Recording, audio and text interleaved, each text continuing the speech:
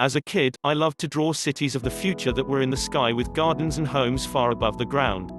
Perhaps this is one reason that I am a huge fan of vertical farming and its potential. In addition to it being a childhood dream, it also makes a lot of sense to me as we think about how to feed more people and shorten our food supply chain. In 2050, it's estimated that 80% of the world's population will live in urban areas and that we'll have 9 billion mouths to feed. Cities are taking over farmland the more they grow, as noted in Modern Farmers article. By 2030, megacities may devour more than 86 million acres of prime farmland. So why should food only be grown in farms far away from cities and where most people will be living? It's unlikely that traditional farming in rural areas can sustain the growing populations of the future given the issues we face with limited natural resources and soil depletion. But with technological advancements in computing, data processing, sensors, aquaponics, hydroponics and artificial light sources like LED lights, one can control the growing environment anywhere, whether that be in shipping containers, on skyscrapers, on city rooftops or in buildings, warehouses. With new abilities to track and optimize growing conditions in a controlled setting, we can scale food production without soil, using precise nutrients and less water. And we can better utilize urban spaces and feed fresh, nutrient-rich foods to city dwellers. Warehouse, greenhouse and container farms could feed the world with less resource use and transportation needs. And in many cases, the yield of the pesticide-free produce is far greater than what a farmer would be able to grow on a similar-sized plot of soil.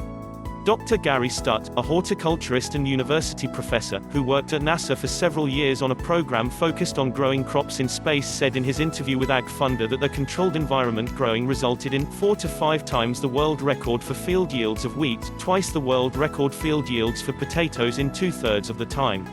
And it's all possible without depletion of our soil and resources, with less food waste, and without the need for long transport, which has its environmental impact and leads to further food waste.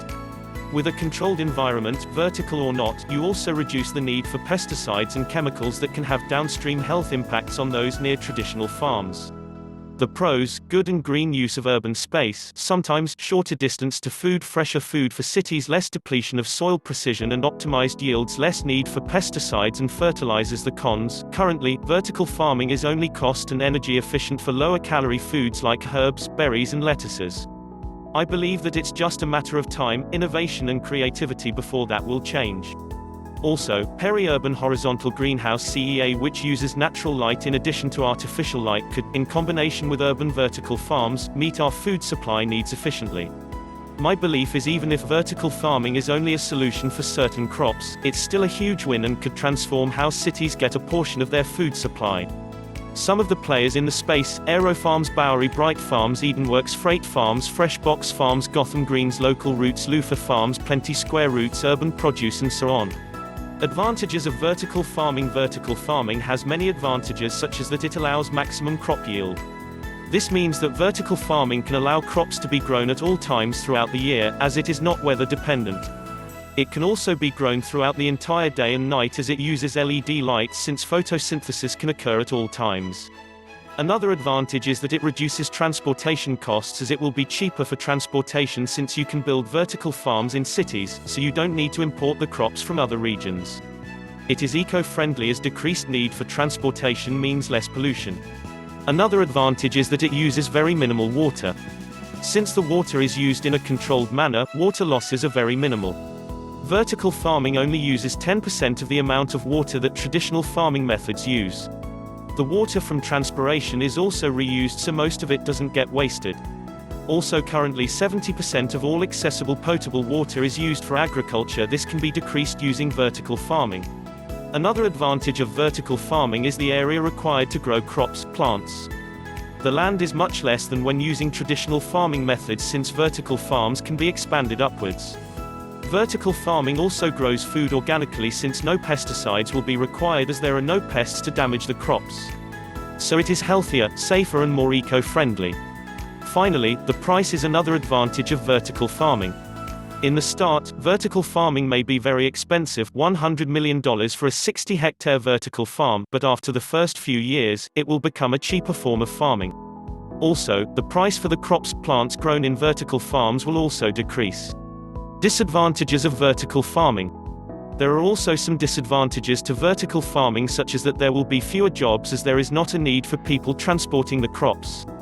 This will cause a lot of people to be left jobless, and there will also be job losses for farmers. Another disadvantage is pollination costs. Since there are no insects to pollinate the crops, it will have to be done manually.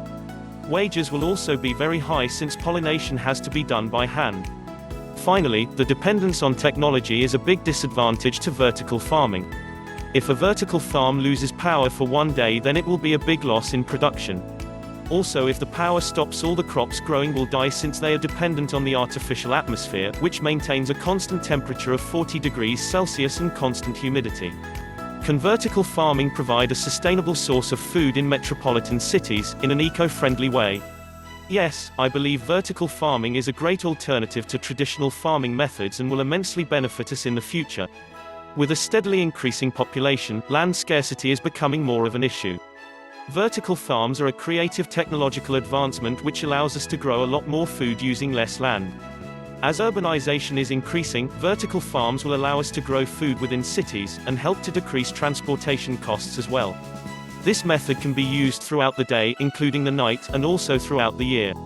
Using vertical farming, resources like water will also be used efficiently as there is very minimal water wastage. It is also eco-friendly as no pesticides are used, and decreased need for transportation helps decrease pollution. However, modifications do need to be made to address economic issues. If these issues can be resolved, then vertical farming can be increasingly used in the world and will be an innovative way to solve the issue of land scarcity and food shortages. Vertical farms are already starting to be used in metropolitan cities as a sustainable source of food.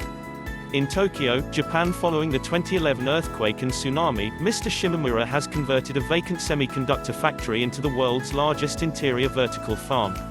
In this 25,000 square feet of space, over 10,000 lettuce heads are produced daily. There is 40% less power used, 99% less water is used, and 80% less food wastage on this farm than on a traditional farm. Similarly, many other metropolises have started projects with vertical farms.